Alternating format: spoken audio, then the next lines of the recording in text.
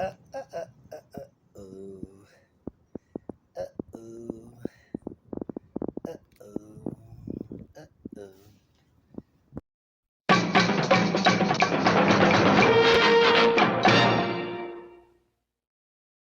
Hello, greetings, and welcome. Welcome to the Stereo 999 YouTube channel. I'm Mr. Gopher. Mr. Gopher, that's my name. Yeah, I'm Mr. Gopher. Steve wanted to take a break this week, so I figured I'd do the show. So, how you like me now? Hey, I've been watching a lot of these videos in the VC with my bloody, bulgy, bloodshot eyes, and I've been seeing a lot of top tens. Top 10 records I listen to the most. Top 10 records I listen to the least. Top 10 records that make me want to shove my head down the toilet. Yeah, So I figured this week is going to be Mr. Gopher's Top 10 Albums. Number 10, Disco Duck Dance Party by Erwin the Disco Duck and the Wibble Wobble Singers and Orchestra. Of course, the Wibble Wobble Singers and Orchestra are just a bunch of studio hacks doing cover songs for kids to dance to on their little boxy record players. Yeah! And here's an interesting factoid about this record. The original pressings had Erwin the Disco Duck emceeing in between the songs in a Donald Duck voice. But later pressings, they changed it to the more cartoony Erwin the Disco Duck voice. Whether or not Disney came knocking on their door, or whether they changed it because the Donald Duck voice was completely unintelligible, remains to be seen.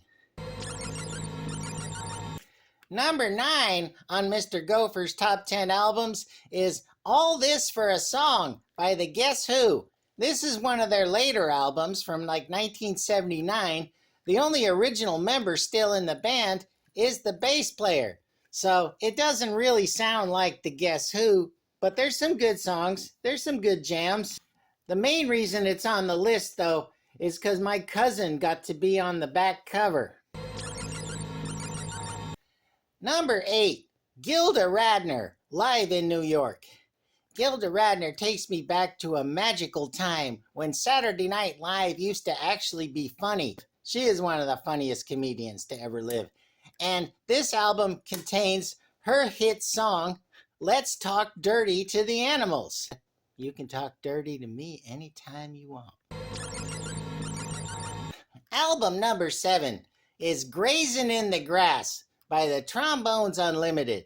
Now, if there's one thing we Gophers like to do, it's to graze in the grass. And it's to dig in the grass and dig tunnels through humans' lawns. Because it's hilarious to us Gophers when humans get all pissed off about that. Because they're jerks. Album number 6 is Extremely Heavy by the Underground All-Stars. Anything underground appeals to us Gophers. Now, the liner notes on this say that the musicians that play on this record are so famous that they couldn't list their name. It's actually Kim Fowley and a bunch of studio guys doing a jam record to make a quick buck.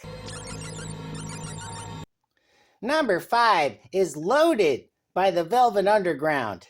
Now, when it comes to underground, you want it velvety. And we Gophers love to go underground and get loaded and have a good time. Album number 4 is Chipmunks A Go-Go by Alvin and the Chipmunks. Alvin and the Chipmunks really opened a lot of doors for other rodents and creatures to make albums and entertain the humans. This album featured covers of the hit songs of the day, a trend that would continue throughout their career. Number 3 on Mr. Gopher's Top 10 Albums is the debut from the Nutty Squirrels. Now, a lot of people might just think that the Nutty Squirrels were a knockoff of Alvin and the Chipmunks, but they had more of a bebop thing going on. Album number 2, gotta represent for my cousins, the Groundhogs. This is the Groundhogs album Split. And this is not an original copy. It's a reissue. The cover's a little different. But the Groundhogs were a great English blues heavy rock kind of band. And this is one of their best albums.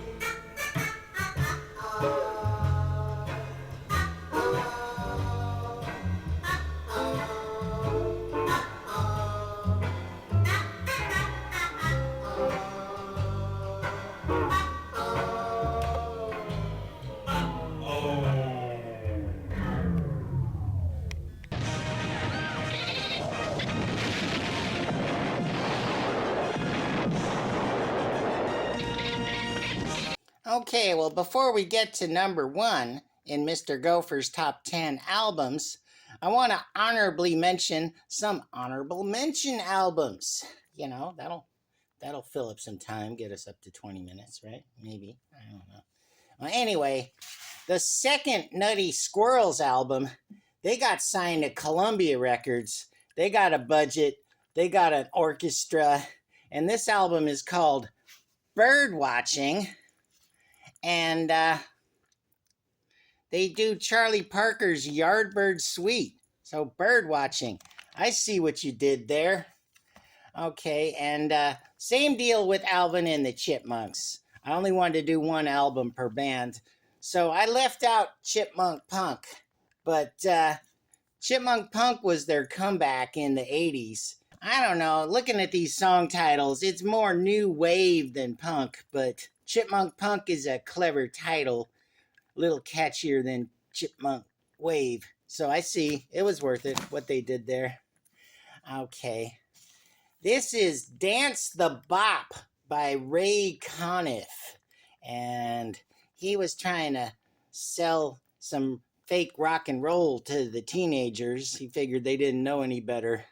But the Cool Cat endorsed it, and the Cool Cat is cool. The Cool Cat doesn't really mess with me too much, so that's pretty cool. Okay, this is Madman Blues by John Lee Hooker, who is one of Steve's favorite blues guys, and this has got a really cool cover. This is the Blues and Rock Project. It's an Italian reissue, and it's on the Frog label, which is a pretty cool looking record label if you ask me. But I mention this album because it has the original version of Groundhog Blues, which is where the Groundhogs got their name from. Yeah, If I were to make an album, I'd want to be on the Frog label. Okay, and finally, Three Dog Night and their album Naturally. Of course, we Gophers don't really get along so well with dogs, but these guys get a pass because this has their big hit song, Joy to the World, and they give a shout out to my friend Jeremiah. And of course, Jeremiah was a bullfrog. You know, I probably shouldn't have to tell you this, but like this video and subscribe if you haven't subscribed already.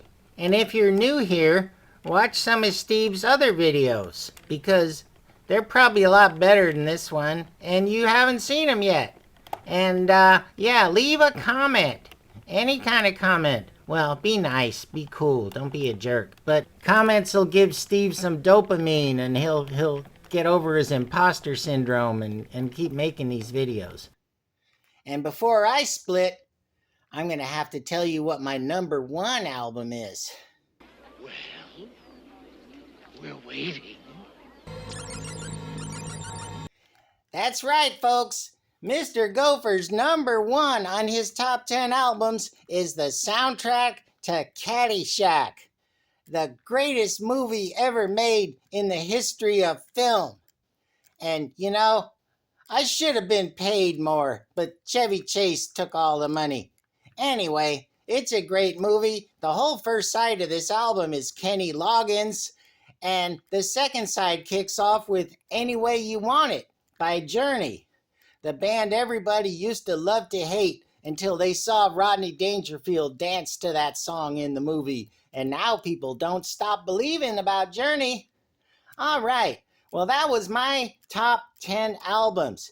What did you think? Let me know in the comments. Ah! Hey, everybody, we're all gonna get late.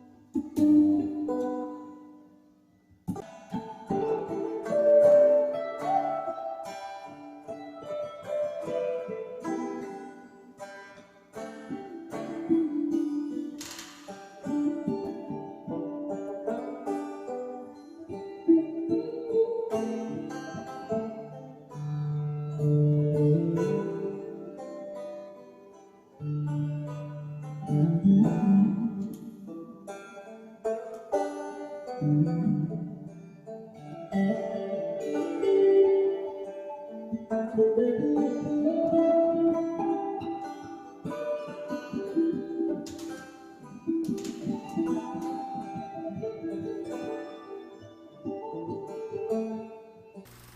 2 is the self-hypnotic version. The suggestions for change contained on this develop psychic abilities. In creating this tape, I have taken the exact suggestions used on the self-hypnotic version and removed all references and suggestions for relaxation. Therefore, this tape may be used under any condition or circumstance. Yes, this tape may even be used in a moving automobile. However, subconsciously your mind is aware and able to act upon each suggestion for change. Oh, and Steve, if you're watching this, if you want more people to view your videos, you got to do something a little more basic than the weird stuff you've been talking about, you know? Maybe talk about the Beatles or something like that next week.